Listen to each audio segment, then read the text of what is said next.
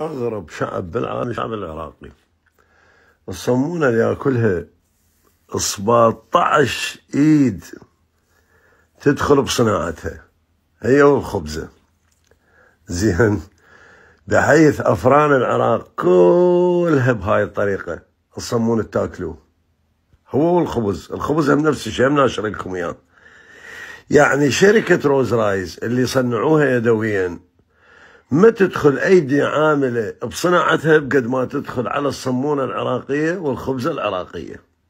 زين، أنا كنت بتركيا بأحدى السوبر ماركتات، لزمت الصمونة أقلب بيها هيك يمنى ويسرى، والله اجت الكاشيرة قالت نو شالت الصمونة تكرمون، حش نعمة الله ذبتها بالزبالة. قالت this is virus، ما أعرف شنو عندها تفهمني إنه غلط.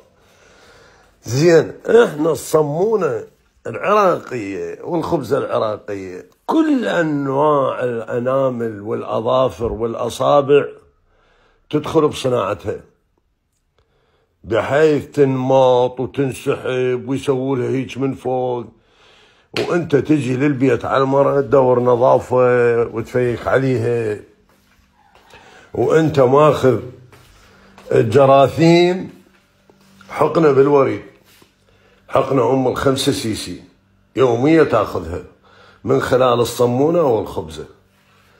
للمعلومات، قبل السقوط ممنوع كان اكو واحد يلزم العجينة بيده الا جفوف بزمن صدام حسين. هسه يطلع من التواليت قبل الخبزة هيات يشنق ويعجن، وحق الله العظيم شوفوا كلها بالايد. فالشعب الغريب العجيب الاطوار الشعب العراقي، ايش قد تشوفه عودته كيت ويدور نزاكه، هو يشوف بعين الصمونة والخبزة شلون تنعجن وشلون تنخبز. عمي هاي الفيكات جوزوا من عندها الله يخليكم. ترى احنا وصلنا لمرحلة بالعراق جدا ميؤوس من عندها. الله وكتبه ورسله.